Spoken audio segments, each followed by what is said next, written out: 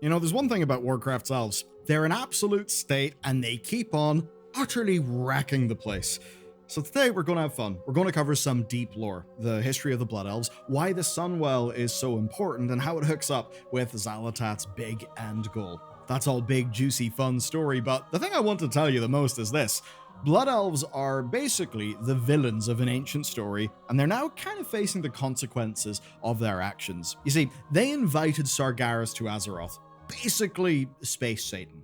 They then brought the whole world to ruin, and then they maintained their addiction to magic through the Sunwell, no matter how many villains tried to use the Sunwell as a world-ending device, which, you know, should have clued them into it maybe being a little bit of a bad idea. I mean, seriously, how many times do we need to defend the damn Sunwell? Quite a few, and Midnight will probably add one or two more. And it all begs a question, does there come a point in time where we just have to admit that having elf wells everywhere is just a really bad idea, and the elves are kinda wrecking the place? Well, you can decide for yourself after hearing the evidence.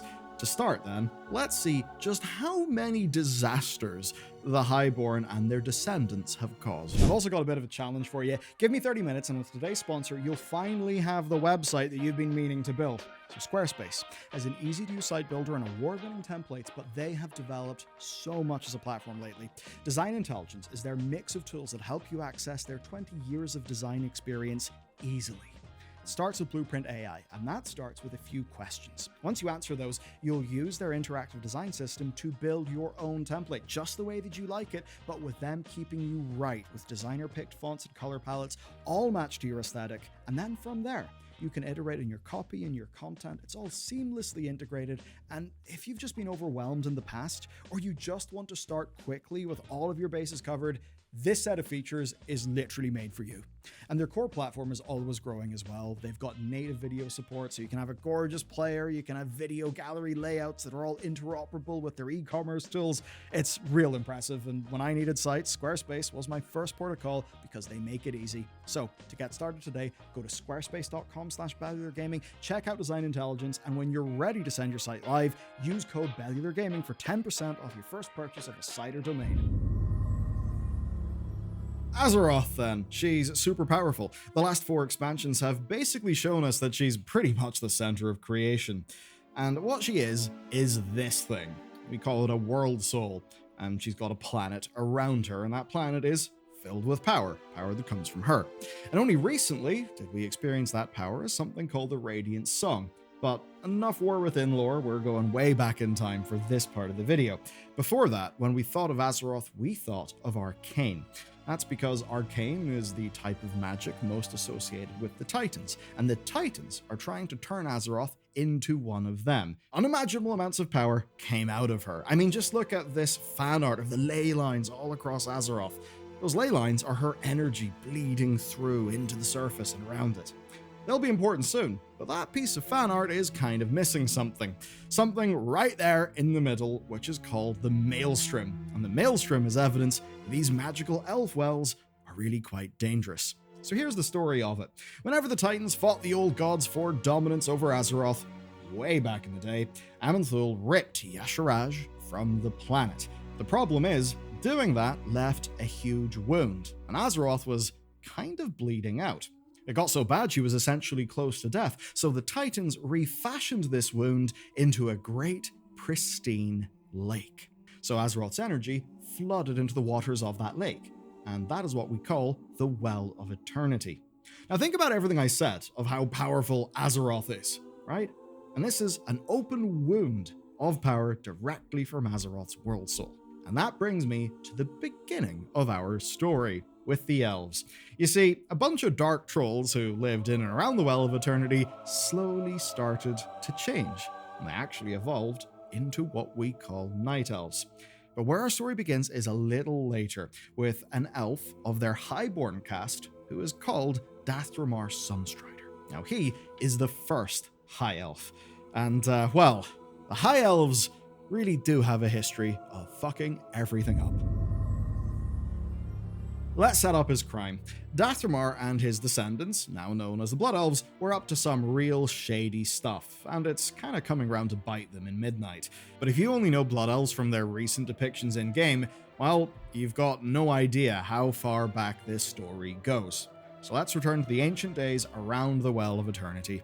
The Night Elves built a nation around the well named Elundiris. Now, they were a nocturnal society. That made Dath'remar Sunstrider's family strange. You know, they had their sun-based name in this moon-based society. So, you know what? It was time for a little bit of balance. Some followed Cenarius, and they worshipped the Wilds. That's the Night Elves that kind of resemble the Night Elves you know in-game. Whilst others, like the Sunstrider family, well, they delved into the mysteries of the well. Now, this was just two groups of elves pursuing magic they found interesting. For a happier elf society, all would be fine. But it wasn't fine, because that all changed when Ashara ascended to the throne. She was one of this Highborne caste, and she was born with golden eyes that told she had a great destiny. She goes on to become one of their greatest sorceresses, and she expands Elundiris into a continent-spanning empire.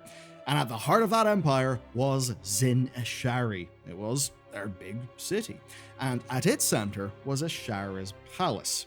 One you may have visited just, by the time you visited it, many, many years had passed and it was kind of under the ocean. And now you're going to learn why. So Zin Ashari is this immense structure that divided elven society into those who lived in the palace, the Highborne, and those who didn't, the Kaldorei.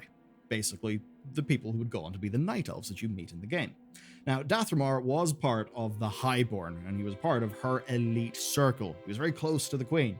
But he was also one of the first to realize that she really was going off the deep end. You see, Ashara made contact with Sargeras, and he promised to transform Azeroth into a paradise, if only the Highborne would allow him to visit, using the Well of Eternity as a portal. This would not end well, because demons then came to the palace. These demons, these Eridar sorcerers, started teaching people dark arts. The Nathrezim were weaving their way into the depths of Highborne society, and looking around, Dath'remar felt that things were going horribly wrong. He just had no idea how badly wrong they were about to go. The Highborne's madness peaked 10,000 years ago, and two things happened in quick succession. Demons left the palace to kill the Kaldorei, a trigger for the Kaldorei resistance, and in the face of that resistance, Ashara arrested one of their leaders, a high priestess of the moon called Tyrande. You may have met her in WoW. Now, Dath'remar, looking around, finally admitted to himself that the Queen had actually just gone mad. So he secretly meets with Tyrande. He breaks her out of the palace, and along with many other Highborne, well, he left to join the resistance. So he's one of the good uns. Now, many distrusted the Highborne because they were very close to all of that sus, demon, evil bullshit. But these Highborne were actually key to the final conflict at the Well of Eternity, where basically the good guys win. As the ritual to summon Sargeras began, Dath'remar wielded Pholomalorn, which you may have actually picked up in Legion because it's the mage artifact weapon. Well, he wielded that like an elf possessed, and when the fighting was done, he basically stood completely painted in demon blood. So, good for him, but ultimately things wouldn't really go great. Now, what the Highborne had done here is they proved their place in a post-Ashara world. They were instrumental to toppling her. But there was one Highborne who just kept breaking the rules. His name was Illidan. Illidan, then. He was part of Ashara's inner circle, but he used his position to help out the resistance. And because he was key to the Resistance's victory, he was allowed to walk free. But there were some rules. These rules were pretty important. They were no magic and absolutely no elf wells. After all they'd been through, it was obvious that those things were just too dangerous. But, of course, Illidan didn't really listen. You see, before the Well of Eternity's destruction, he took 7 vials of its water.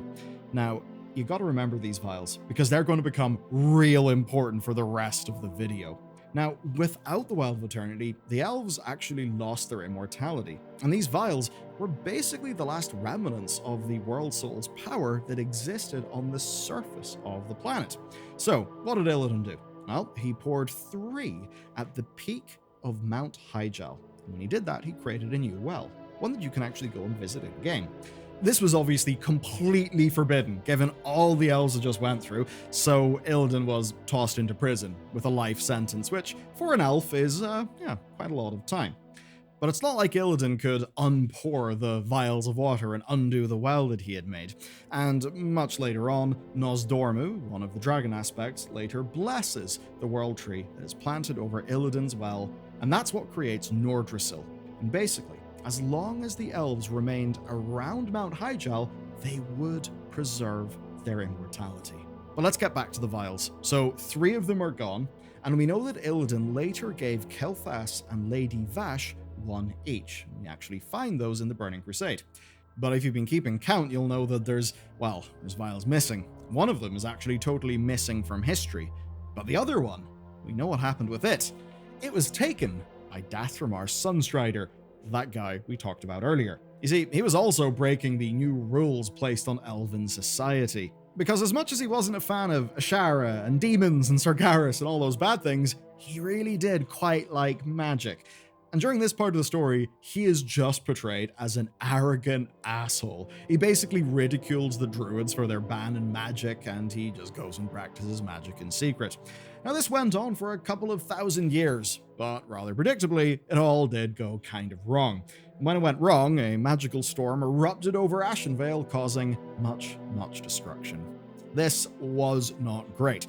Now, the Night Elves, looking at this, kind of thought, right, we've got a lot of these Highborne, and they're causing problems. But we can't just execute all of them, and we can't go and imprison all of them. It just wouldn't be feasible. But they also knew they could not ignore them. So what they did is they banished the Highborne. They banished them from Kalimdor. Now, little bit of geography for you. Whenever I was talking about the Well of Eternity, basically all the stuff you see in the Warcraft map was one big continent called Kalimdor. But then, whenever we, got rid of Sargeras and all that stuff at the Well of Eternity, whenever that happened, the well blew up. That event is called the Sundering, and that broke up all the continents into what you see today. So for the Highborne, it wasn't just a case of taking a boat to that place over there. They actually didn't know what lay beyond the new ocean. But still, they were banished, so they constructed massive ships, and they sailed toward their new home. Of course, with a Vial of Eternity in Dath'remar's back pocket. And that is how the High Elves happen. The exiled Highborne landed on what we now call the Eastern Kingdoms. Now, to get there, they followed the energy of Azeroth's ley lines.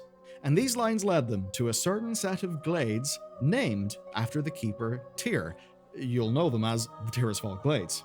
So that's where they landed. But there was a darkness beneath the earth there, a buried servant of the old gods, one that we of course meet at the start of the Legion expansion.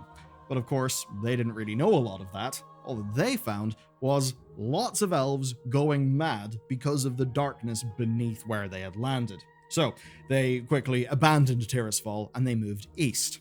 As along the way, they began to grow old, they began to get sick, they began to die.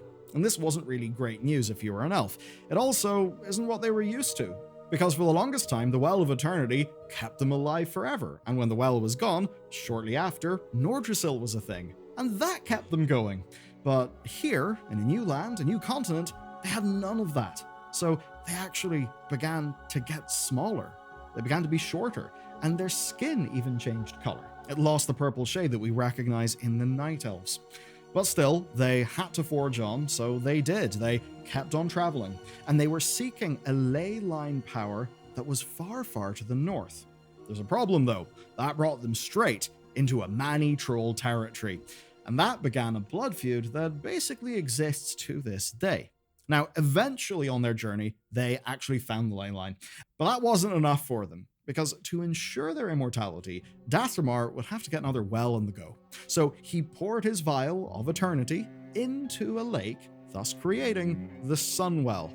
It transformed the harsh, cold north into a beautiful, eternal spring, and using the Sunwell's power, the Highborne shielded their use of magic from the Legion's eyes. And with that established, they were left free to live in a kingdom where they would learn basically no lessons from their failures. And they really did learn no lessons. We'll get to that quite soon. These are the Highborne who helped Ashara bring the Legion to Azeroth, and they did repent at the last second, and they were spared because of that. But they refused to lose their immortality, and they ceded the well on Mount Hyjal. They were banished for refusing to quit their addiction to the arcane. They refused to give up their immortality, and ceded the Sunwell, a connection to Azeroth's energy, just like all the other ones that had caused so many problems for the Elves historically. Basically, the Highborne could never just give up, no matter what the cost was. Now, with that in mind, I'm going to show you why the Sunwell has been a liability ever since. Alright, so the Sunwell is established, 7,000 years go by, and the Highborne, still known as Quel'thalas, are what we would now call High Elves. And these High Elves forge alliances with the humans, and they fight the Amani Trolls. Dath'remar's great-grandson, Anastarion, is king. But he's not king for long, because he does end up dying, and his death very much marks the end of the High Elves, as they had existed for so long. The first sign of trouble was the Orcs, as the Orcs had, done the whole Dark Portal thing. So they marched on the borders of Quel'thalas, and, led by Amani scouts, found the source of the Elves' big magical shield, a series of runestones that were connected to the Sunwell. Then, Gul'dan, top Horde Warlock, figured out that he could force his own energy back through the runestones and capture the Sunwell. A good plan, but he never got the chance because other stuff happened that's not really part of today's video. But a little bit after that, there's the big story you probably know of, Arthas. He needed a power source to resurrect Quel'thalas into a lich, which seems like a trivial use of the Sunwell's power, but, well, it did work. But to make it work, he needed to get there. And to get there, he just killed everything in his way, wiping out 90% of Quel'thalas' population, and in corrupting the Sunwell, well, he cut the High Elves off from their magic, which was quite bad for them. So by now it's fair to say the High Elves had a pretty rough time. But now you're going to see how a whole bunch of High Elves really, really mess things up. So into this situation steps Anastarion's son, Quel'thalas Sunstrider. You probably know him, he's one of the big characters from the earlier days of Warcraft. He renames his people to Blood Elves, on account of all the blood that was spilled. And these Blood Elves then team up with Kael's great-great-grandfather's, that's Dath'remar's, highborn friend, Illidan Stormrage, because remember, Illidan is also a Highborne. Now, Illidan is working with another group of Highborne, the Naga, because, remember, the Naga were Highborne that basically, deep in the ocean, were literally drowning, and then got offered a deal they couldn't refuse by an old god. So when you think about the later stories that go on in Outland, it's basically all Highborne shenanigans. Now, whilst there, Quel'thalas falls to Legion Whispers and becomes corrupted by the Fel. And that's when he returned to the Sunwell, and in a repeat of the War of the Ancients, tried to use the Sunwell to summon Kil'jaeden, one of the Legion's sort of big lieutenant head honchos, to Azeroth, which, was a terrible idea that thankfully failed. Now, that event also marks the beginning of the Burning Crusade for Azeroth, basically the very moment that the Legion invasion became absolutely inevitable. And that's Legion invasion that we eventually fend off in the Legion expansion. That's good news for everyone, but it doesn't mean the Sunwell is safe, because now it's time for the Sunwell's greatest threat to rise, and that threat is the Void. During the final patch of the Burning Crusade, we, along with the Shattered Sun Offensive, marched on the Isle of Quel'thalas and we saved the Sunwell. Now, a raid in the Midnight expansion is named the March on Quel'thalas. It's the final raid of the first tier of that expansion. And that means that once again, we're going to have to save the Sunwell. So, listen closely to what happened next. The Sunwell was saved from Quel'thalas' madness at the end of the Burning Crusade, and that allowed the prophet Velen of the Draenei to bless it with the light. And that made the Sunwell a font of arcane energy from Azeroth, but also of the light from Velen and the core of Inaru. But that's actually where everything started to go wrong, because elf wells are just too powerful, and the Highborne clearly were not responsible enough to have one. Into our story enters a long-lost daughter of Silvermoon, Illyria Windrunner. But whenever she returns, she's kind of infected by the Void. All that stuff that we did in the final patch of the Legion expansion. And while she is in the Sunwell chamber, the void starts to react, and it actually erupts from her, and it tries to claim the Sunwell. This was obviously quite bad, and it very much foreshadows what we're about to experience in the game with Xal'atath's attack in the Sunwell, because the Sunwell is now a font of the light, and because of that, it's now ready to be corrupted by the light's opposite, which is the void. Just take a look at Bellular in the Hallowfall zone. Look at how it changes from light to void. Expect the same thing to happen to the Sunwell. And at that point, well, we're once again going to have to defend the Sunwell. And once again, we'll have to stop someone turning it into some weird world-ending device. Once again, we'll have to defend Highborne immortality. Which brings me to my last thought. Whenever Dath'remar seeded the Sunwell, he said it would one day surpass the power of its predecessor, the Well of Eternity. And he totally would say that. Dude was pretty arrogant. In Midnight, the Sunwell may surpass the power of the Well of Eternity, but I think it will do that by being a Void Well. I think it'll do that because Xal'atath will dump all the stuff she's collected in the Darkheart straight into the Sunwell, all while it is still connected to Azeroth. I don't really know what that's going to do because that bit of the story hasn't happened yet, but the main thing for you to know in this video is, so much of the story of World of Warcraft, and Warcraft in general, is us cleaning up after Highborne elf bullshit. So now that you know how those dots connect together, how about you watch this next? It is the entire story of Xal'atath, everything we know, from her origins right up to the start of Midnight.